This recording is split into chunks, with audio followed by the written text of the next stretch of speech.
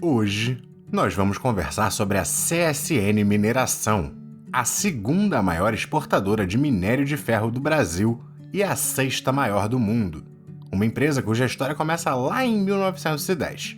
Então, apesar de ser um IPO recente, possui um enorme histórico fora da bolsa. E como é controlada da CSN, o mercado de certa forma já podia, em um grau menor, acompanhar os resultados da CSN Mineração, mesmo antes do seu IPO, através, é claro, dos resultados da CSN.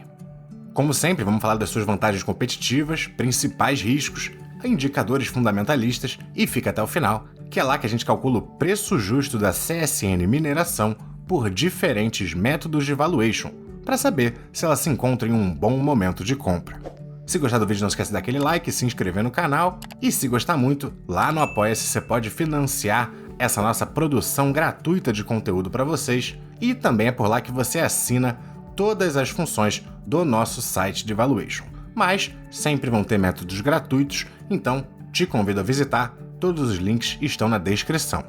Antes de mais nada, quero esclarecer que o vídeo hoje se refere à CSN Mineração e não à totalidade da Companhia Siderúrgica Nacional. Então, estamos falando de uma empresa cuja operação não engloba a totalidade da cadeia siderúrgica, focando apenas na extração do minério, um pequeno processo de beneficiamento que prepara esse minério para o uso siderúrgico e a sua distribuição, não tendo nenhuma operação de maior valor agregado, misturando ou moldando ligas metálicas para os propósitos específicos dos seus clientes. Dessa maneira, ela acaba vendendo principalmente para siderúrgicas. Obviamente, pela similaridade do tipo de operação da empresa, essa vai compartilhar algumas características com a Vale. E nisso a gente já vê o nosso primeiro risco. A exportação de ferro brasileira nos últimos anos tem sido muito dependente da expansão da economia chinesa. Dado o atual momento das construtoras dando problema por lá, a gente pode ver um período de bem menos construção civil na China, que poderia resultar numa menor demanda. Acho que a gente vai usar esses parâmetros lá na hora do valuation, a gente vai considerar uma queda no preço do ferro para que esse risco já esteja contemplado no nosso cálculo. Ela produz basicamente 3 produtos, o minério granulado, o sinter feed e o pellet feed, sendo o primeiro o mais bruto e os outros decorrentes de alguns processos de beneficiamento da commodity que a empresa faz. Como já falamos, ela é controlada pela CSN, que detém quase 80% das suas ações. Conta também com outros sócios relevantes, de maneira que o seu free float, negociado em mercado, se resume a 8,72% das ações existentes. Mas com seu tag along de 100%, não precisamos nos preocupar, pois mesmo num cenário de venda, receberemos o mesmo valor que os sócios majoritários. Apesar de eu achar muito improvável que a CSN Mineração seja vendida, numa empresa de controle tão definido, se torna importante a gente ter esse tag along, e a gente tem. Apesar de controlada pela Siderúrgica Nacional, a Semin 3 engloba uma operação bem menor, apesar de que ainda muito relevante. Ela conta com uma mina em Roraima, 2 em Minas Gerais, 3 pontos de beneficiamento também em Minas Gerais, uma fundição em Roraima e 3 prédios comerciais, um em Roraima, um em Minas e um em São Paulo. Além disso, contam também com o Porto de Itaguaí, no Rio de Janeiro, para escoamento dos seus produtos. E vale ressaltar que a CSN como um todo, a controladora, detém um investimento de 18,63% no grupo controlador da empresa MRS. E muito provavelmente por isso, a CSN Mineração é a administradora do Porto de Itaguaí, chamado TECAR, interligado com essa empresa MRS, que apesar de ter essa operação conjunta do Porto, opera principalmente com concessões ferroviárias, tendo assim também vias de escoamento para dentro do país.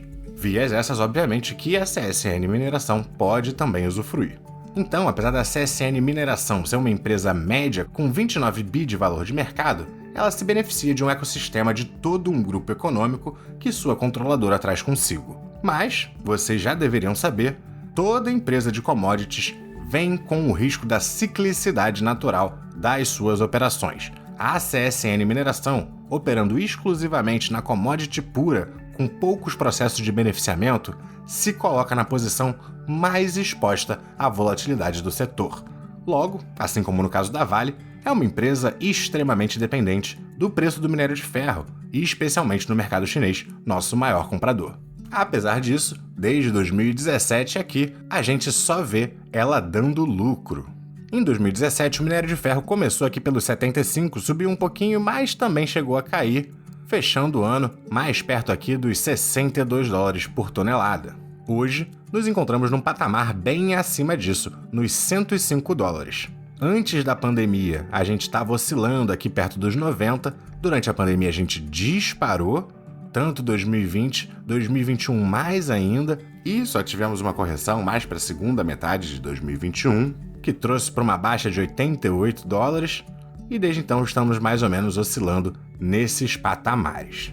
A gente está sim mais ou menos num ponto que pode servir como suporte, mas o mais importante de tirar disso é que mesmo que o preço caia, mesmo que ele venha para os patamares mais perto de 2017, vindo tão baixo aqui quanto 50 e poucos, a CSN pode manter a sua lucratividade, já que lá atrás, quando estava nesse patamar de preço, ela dava lucro. E hoje, obviamente, possui uma operação ainda maior. Dessa maneira, a gente vê também que 2019 e 2020 a gente teve um lucro bem alto, em 2021 mais ainda, que os preços estavam altíssimos, como a gente acabou de ver. A partir de 2022 a gente já reduziu, 2023 mais um pouquinho. Então a gente está nesse momento, nesse setor de minérios siderúrgicas, de retração. Por isso que na hora do valuation a gente vai dar uma normalizada nos seus resultados, mas daqui a pouco a gente chega lá. Seu PL vem atualmente aqui no 9,63 vezes, acima do que fechou em 2022 e 2021. Mas a gente viu também que em 2021 ela teve um lucro enorme, por isso estava com um PL menor. Algumas vezes as empresas mais cíclicas, especialmente essas atreladas a commodities mais puras, podem dar as suas oportunidades no momento que seu PL está alto, porque o PL é uma relação com lucro líquido que oscila largamente nesse tipo de empresa. Então, nos piores momentos, com seus lucros apertados, seus indicadores podem parecer esticados numa olhada superficial. Já em termos de PVP, que não vai oscilar tanto quanto o lucro, a gente vê que a gente está aqui em 2,59 vezes, até abaixo do que estava no IPO em 2021. Em termos de dívida líquida por EBIT, a gente vê que ela sempre vem trabalhando, pelo menos desde 2017, com uma dívida extremamente controlada, atualmente negativa, ou seja, ela tem mais caixa do que dívida, mas mesmo quando esteve positiva, nem chegava a uma vez a sua geração de caixa medida pelo EBIT. Então, um manejo de dívida muito saudável que ela vem mostrando, unido também a um ROI maravilhoso. Mesmo lá atrás, com o minério de ferro mais apertado, um ROI de 8,87, 10,27, 2019, 20 e 21 subiu muito, agora estabilizou mais perto dos 25, 26. Não imagino que vai ficar tão alto, mas estando ali acima dos 12, 14 já é um ROI bem atrativo. Em termos de margem líquida, a gente vê um movimento similar, e lá atrás estava aqui nos 15,94, 14, atualmente um pouquinho mais alto aqui nos 17,76. Também espero que diminua um pouquinho, mas se mantendo em patamares atrativos acima ali dos 14, 13%. Em dividendos, ela pagou todos os anos, desde o seu IPO. 2022 pagou bastante, esse ano demos uma reduzida, e eu espero que reduza mais ainda para o ano atual de 2024. Mas quando a gente for projetar isso no valuation, eu devo colocar mais perto aqui de uns 40, 38 centavos. Quando a gente olha só a produção, cresceu no ano de 2023, 26%, pelo menos em volume, né, em toneladas. Quando a gente olha só as vendas, em tonelada, 9,5 milhões de toneladas são vendidas para o mercado externo e apenas 1,5 milhões de toneladas para o mercado interno. Então ela oferece uma diversificação em termos de origem da sua receita, mas obviamente muito puxado na China, então não vai ser exatamente atrelado a uma moeda necessariamente forte. Olhando aqui a dívida líquida por EBITDA, a gente vê aqui desde o quarto trimestre de 2022 sempre muito controlada, atualmente aqui em menos 0,15 vezes. Além disso, em termos de balanço patrimonial, um ativo circulante de 12,9 bi para um passivo circulante de apenas 6 bi. Então, uma situação bem confortável. E vamos então para o cálculo do preço justo da CSN Mineração, começando aqui direto pelo método de Graham, onde a gente vai estimar uma redução desse lucro por ação aqui para os 45 centavos, com o crescimento mais plausível aqui de 10% e os mesmos 10% de taxa de desconto. Dessa maneira a gente chegaria num preço justo de R$ 5,64, um pouquinho acima dos atuais R$ 5,41, indicando uma muito pequena margem de segurança. No desconto de fluxo de caixa, a gente vê que no quarto trimestre de 2023, eles geraram 1,1 bi de fluxo de caixa operacional, com um gasto de 557 milhões no fluxo de investimentos. Então, perto de 640 milhões gerados no quarto trimestre. Mas no quarto trimestre de 2022, o próprio fluxo de caixa operacional foi negativo.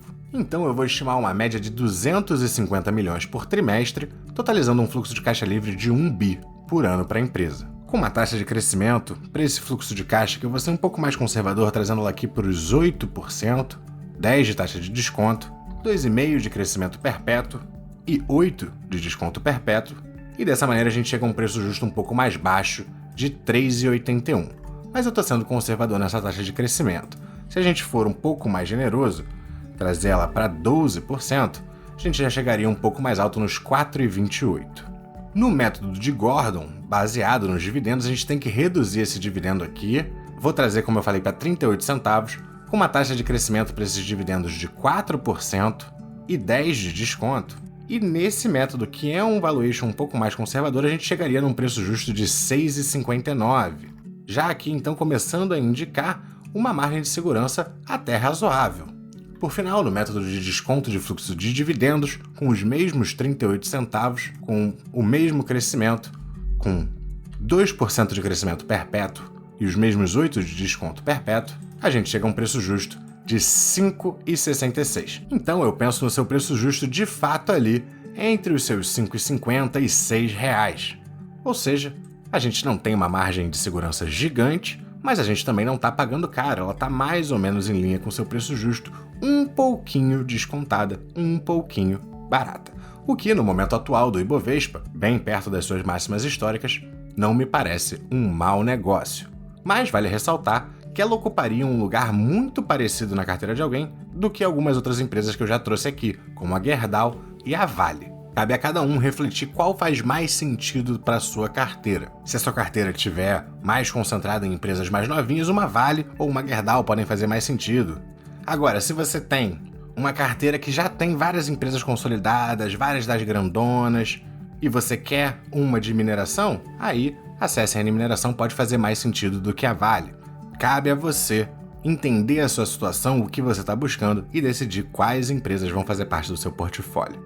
Muito obrigado por assistir até aqui, não se esquece do like, bons investimentos e até a próxima!